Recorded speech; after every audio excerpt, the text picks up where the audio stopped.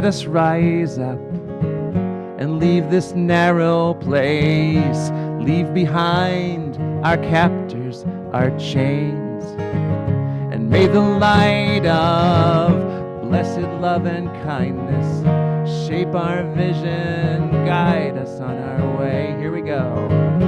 Let the calling of freedom give us strength to carry on.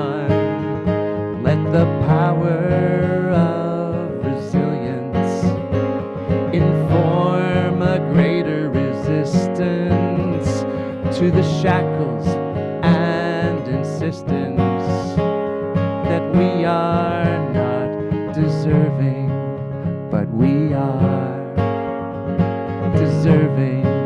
Yes, we are.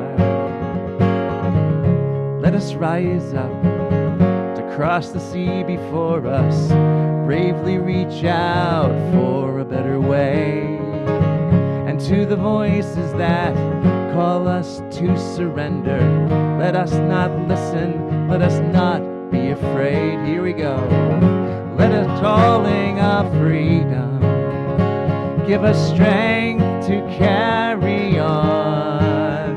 Let the power of resilience inform a greater resistance to the shackles and insistence that we are not deserving, but we are deserving. Yes, we are.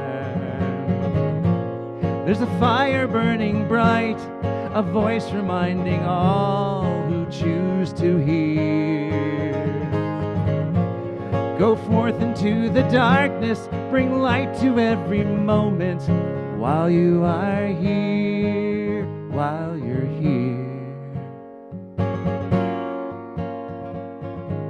So let us rise up from this narrow place, leave behind any false beliefs, and may the light of blessed love and kindness shape our vision, guide us on our way. One more time. Let the calling of freedom give us strength to carry on.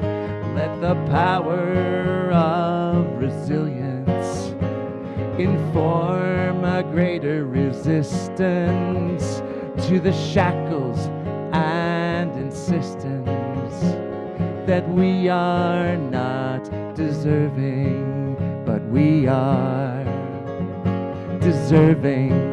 Yes, we are deserving. Yes, we are deserving.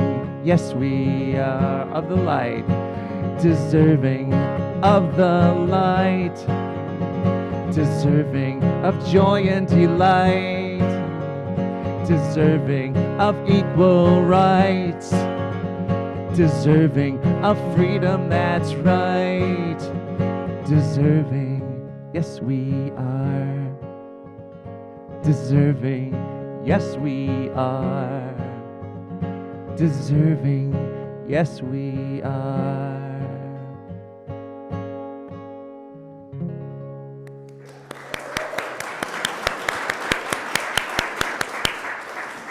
Jason wrote this song for today. Good morning. I'm the Reverend Rachael Hayes, minister of the Unitarian Universalist Society of Amherst. I use she, her pronouns. Welcome to you, old friends and new, young and old, in the Zoom and in the sanctuary. You are an essential part of our celebration today. Whether today is your first or your 1,000th Sunday in our midst, we are stronger because you are with us. We are one people of many beliefs, many origins, sexualities, and genders. We are all growing, all learning, all loved. Just as you are welcome here. Today we're telling the story of Passover, We'll also hear about April's dedicated offering organization, Sojourner Truth School for Social Change Leadership. You may notice that I take my mask off to speak and then put it back on again to sing. Any of our worship leaders who unmask have taken a COVID test this morning. Our congregation has made the choice to prioritize the vulnerable rather than the comfortable with our masking policy. It's part of how we take care of one another. Good morning. My name is Andrew Coate. I serve as the Director of Religious Education here, and I use he, him pronouns. Our opening words this morning are from Lynn Unger, Moses. It would have been an ordinary day, one we might, with the eyes of our frantic world, call peaceful. The light ringing of the belled herd, a hawk's cry, sharp through the dry air, just another bead in the long string of days. Except there, a blaze that neither spreads nor diminishes, a desert shrub transformed into pure passion. What will you say when that absolute intensity calls your name? Your language may be different from that long ago shepherd, but there is only one possible response. When that voice calls, you will say what Moses so simply declared, Hinene, here I am. Please rise in body or spirit for our first hymn, Circle Round for Freedom, which is number 155.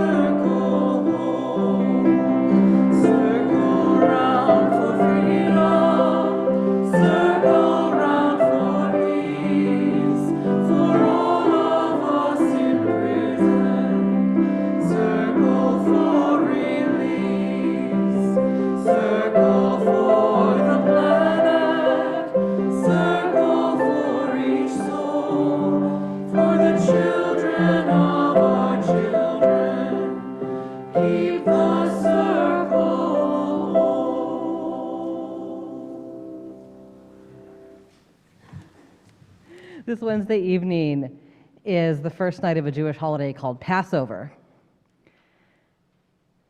So the first Passover happened long ago in the faraway country of Egypt. The Jewish people came from a place called Israel. And they came a long time ago for reasons that are a whole different story. They left Israel and they came to Egypt. And in Egypt, there was this mean, powerful king called Pharaoh. He ruled Egypt. And he was worried for, again, reasons that are a whole different story, that the Jewish people would one day fight against him. And so he decided that these people would become his slaves. And as slaves, these people worked very hard. Every day, morning to night, they hammered and dug and carried heavy bricks. They built palaces and cities, and they worked without rest or pay. Now, obviously, they didn't like this. It wasn't fair. It wasn't good. They cried and they asked their God for help. And God chose a man named Moses to lead the Jewish people. Now, some of our kids have already heard this story. We have been doing a curriculum called Moral Tales for a couple of months now, where we tell stories, tales, and lessons from around the world. And so you might remember some of this from one of those stories. And so one day, when Moses was tending sheep in a place called Midian, one of the lambs ran away. Now, Moses was a shepherd. So what do you think he did? If your lamb ran away, what do? You chase it. You don't just let the lamb get away. And so he ran after the lamb, and he saw something very strange. There was a bush that was on fire in the desert, and it was burning. But it wasn't burning up. It was on fire, but not burning up. The fire wasn't getting bigger or smaller, and the bush wasn't changing. And then something even more strange happened. Moses heard a voice coming from that bush. Moses heard the voice of God speaking from the bush and telling him to go to Egypt and tell Pharaoh to let my people go. And so what do you think Moses did? He went to Egypt. He went to Pharaoh. And what did he say? Let my people go. Moses went to Pharaoh and he said, God is not happy with the way that you are treating the Jewish people. He wants you to let them leave Egypt and go into the desert where they will be free. Now, why do you think Pharaoh didn't want to do this?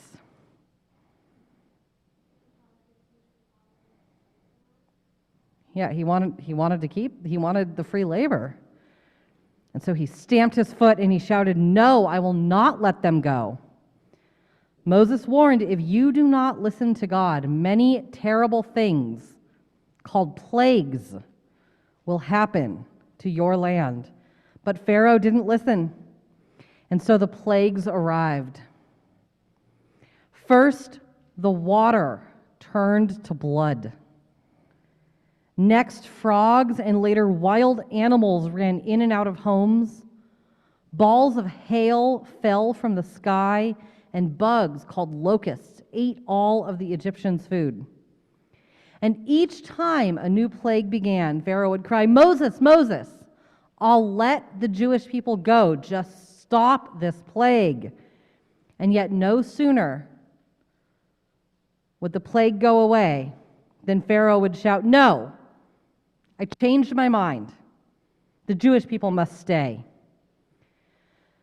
And so God sent more plagues. And finally, as the 10th plague arrived, Pharaoh ordered the Jewish people to leave Egypt. Now, they didn't trust him by this point. Would you? They were worried he would change his mind again. And so they packed very quickly. They didn't have time to prepare food like they usually would, and no time to allow their bread dough to rise into puffy bread. They made flat, cracker-like bread called matzah. They tied it to their backs and they ran from their homes.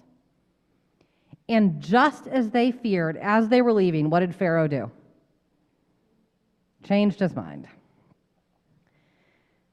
He commanded his army to chase after them and bring them back into Egypt.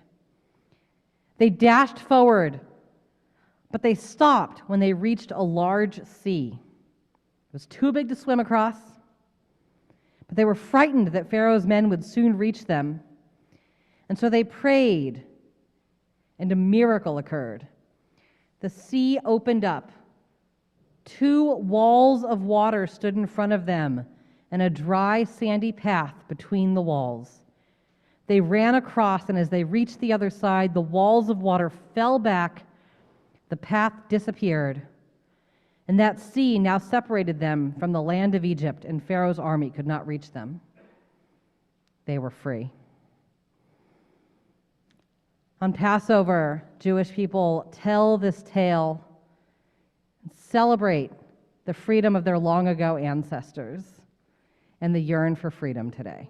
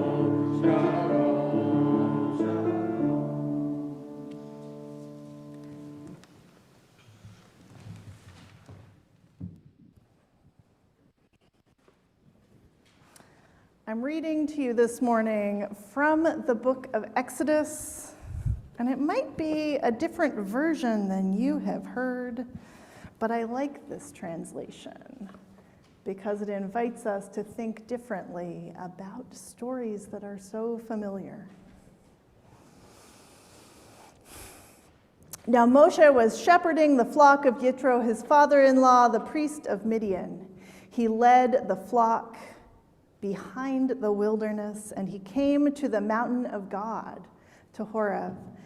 And Adonai's messenger was seen by him in the flame of a fire out of the midst of a bush. He saw, here, the bush is burning with fire, and the bush is not consumed. Moshe said, now let me turn aside that I may see this great sight, why the bush does not burn up. When Adonai saw that he had turned aside to see, God called to him out of the midst of the bush. He said, Moshe, Moshe. He said, here I am. He said, do not come near to here. Put off your sandal from your foot, for the place on which you stand, it is holy ground. And he said, I am the God of your father, the God of Abraham, the God of Yitzhak, and the God of Yaakov. Moshe concealed his face, for he was afraid to gaze upon God. Now Adonai said, I have seen, yes, I have seen the affliction of my people that is in Egypt. Their cry I have heard in the face of their slave drivers. Indeed, I have known their sufferings. So I have come down to rescue it from the hand of Egypt, to bring it up from that land to a land goodly and spacious, to a land flowing with milk and honey, to the place of the Canaanite and the Hittite, the Amorite and the Perizzite, of the Hivite and the Jebusite.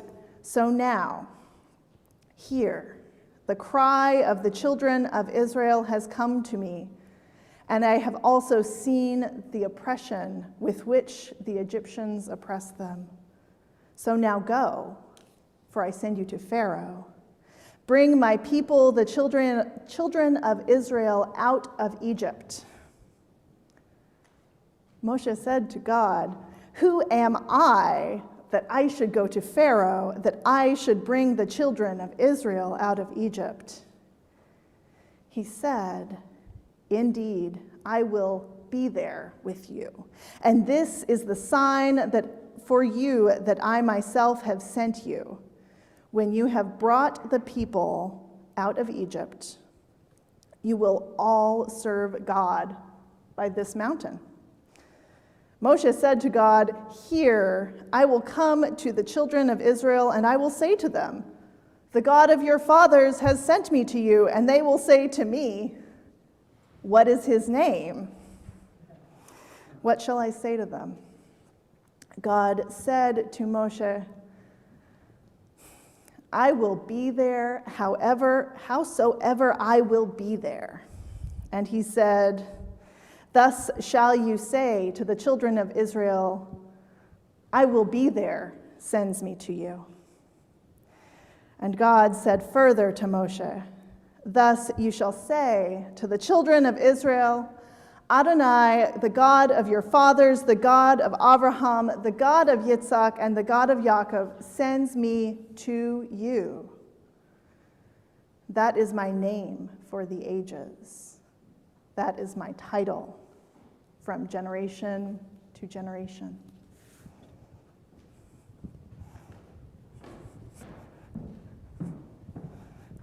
Let's sing Hallelujah.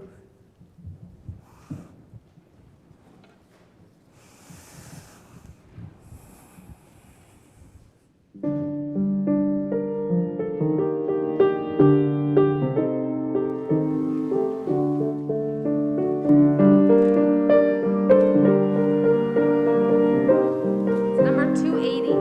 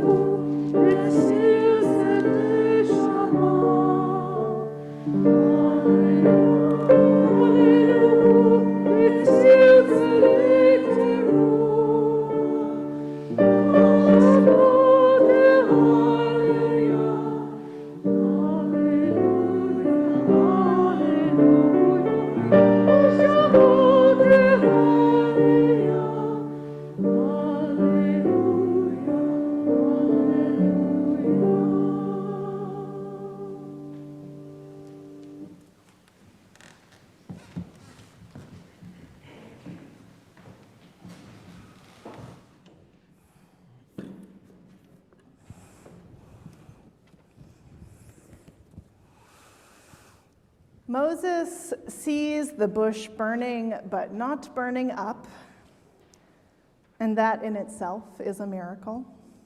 He stops to investigate, and that's when God calls his name Moses. Moses. He is in an unimaginably holy place with an unimaginably holy happening. So holy, the voice from the bush tells him to take off his shoes amidst the stones, thorns, and maybe even embers. He finds this holy, holy place, and the voice tells him he doesn't get to stay there. God tells him to go back to Egypt and bring the Israelites out of slavery, to do a thing that no one can do. Moses asks, "Why him?" And God doesn't answer that question. Instead, God tells him that God will be with him. Rabbi Rachael in North Adams points to Midrash that says maybe Moses was not the first person who passed by the bush. Moses was the one who paid attention. And paying attention changed everything. There's something else that sticks with me in this passage this year. Perhaps because we have just had 3 services celebrating the beauty of our congregation. Moses finds himself in an unfathomably holy place, and he doesn't get to hang out and devote his life to worshiping the burning bush. God tells him that his role is to go and do something impossible. Staying with the bush in the holy place might have been a lot easier. I love the Bible translation that I read to you this morning for the way that it represents the poetry of the Hebrew that usually gets forced into prose, and also for the way that God identifies himself. Not the I am that we usually get in that part of the story, but I will be there. A promise, a relationship, a moving location, and a more active verb.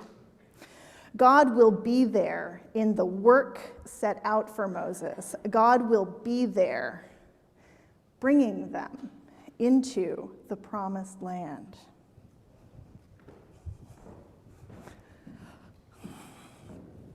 So here we are on holy ground together. This place made holy by our attention and intention. Whether we call upon God or love, we come here to meet with that presence.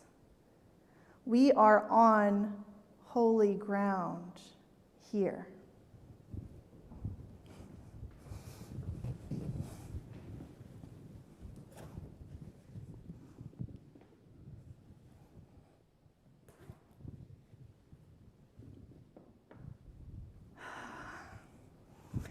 Remove the sandals from your feet, for the place on which you are standing is holy ground. As everything, this is an invitation. You may wish to take off your shoes in our moment together, or you may wish to simply notice the ways your body connects with the floor and the chair beneath you.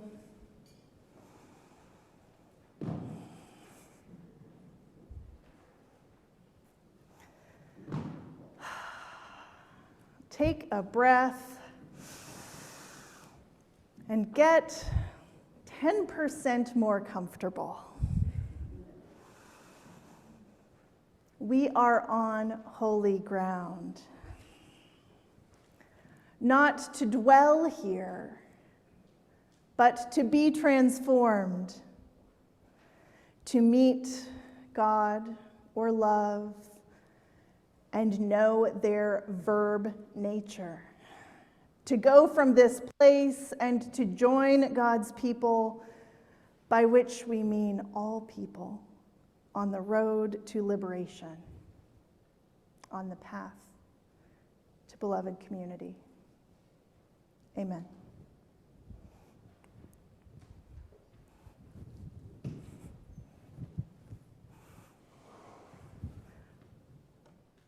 Let's sing Eli, Eli. So I'm going to sing it first through for you in Hebrew, and then the choir will sing through it once, and then we invite you all to sing it with us the third time. If you would like to join in the second time, that's very good as well. But I will be singing it once and then twice more through in English.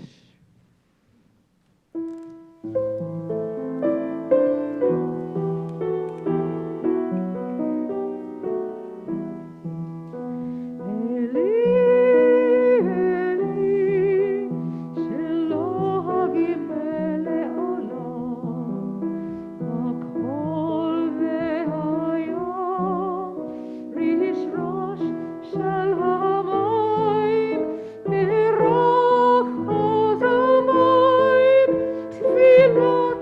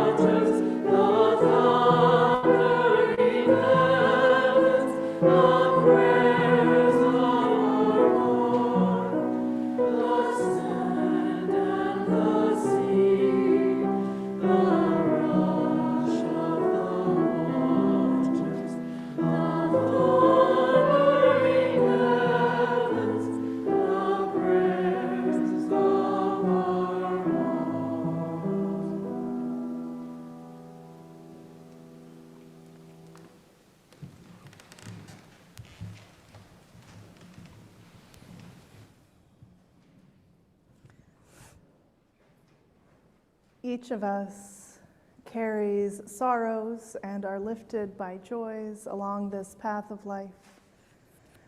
We honor these joys and sorrows in community by speaking them aloud to one another and by holding them in silence in our hearts. Come into this time of compassion. Open your heart. A tune weaves under this moment of care. I invite anyone bearing a joy or sorrow this morning to come forward and light a candle. If you wish, you may speak into the microphone. Please keep your mask on to speak unless you took a COVID test before joining us today. Zoom attendees, please raise your hand after the sanctuary attendees are seated again, and we will call on you and ask you to unmute. We will also light candles for the joys and the sorrows in the chat. And I'll start this morning with 3 candles that I think many of us share. I light, as we begin, candles to commemorate Trans Day of Visibility, the joy of an infinite variety of gender and gender expression, love for our transgender members, friends, and neighbors. And this candle also holds deep sorrow for laws and bills targeting trans kids and adults. I will light a candle for the lives taken and families shattered in the Nashville school shooting. May all who fear and despair find comfort. May we commit to action instead of only thoughts and prayers. And another candle in solidarity with our Muslim friends and neighbors during the holy month of Ramadan in our heart.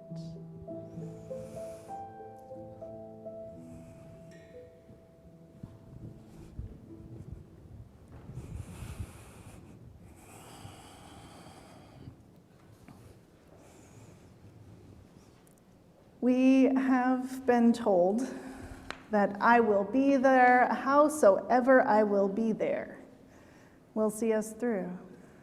We have been told of a bush that burned and was not consumed. We have been told of wonders, and we have been told of extraordinary acts of love performed by ordinary people. As we hear the Passover story, as we celebrate the resilience of the Jewish people, we remember that plagues still haunt us. Anti-Semitism still endangers Jewish people. Regressive politicians are pushing bills and making laws that endanger transgender children and adults. Public figures and media spread misinformation to manipulate those who listen. Slavery is still with us in the form of the carceral state. Settler colonialism is still stealing and exploiting land that belongs to indigenous people. The long tail of the COVID-19 pandemic is still with us, and we will never be the same, having lost so many and so much. Ecological disasters are rising due to human-influenced climate change, stronger and more frequent storms of every kind. Individualism and selfishness still lead us to ignore our interdependence. Attacks on reproductive self-determination still threaten our freedom, and sadly, those who make the laws of our land still choose guns over children. We're not free until all of us are free. God, you said, I will be there, howsoever I will be there. We ask you to be with us as we join with our neighbors in uprooting and healing the plagues of our land. Be with us in every action we take, in every step toward liberation. Amen.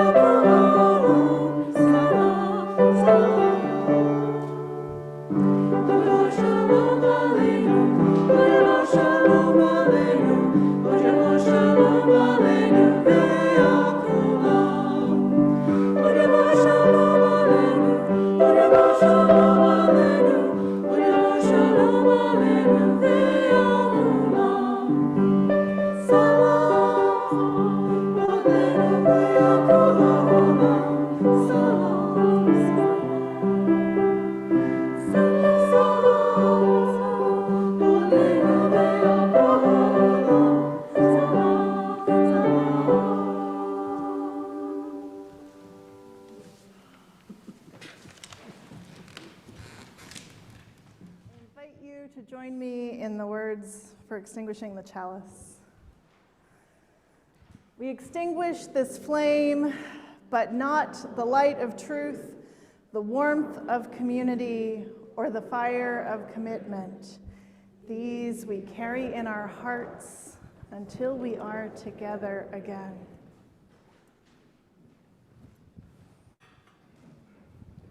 I invite you to rise in body and spirit. Place your hands over your heart or reach out to someone near you as we sing our closing song.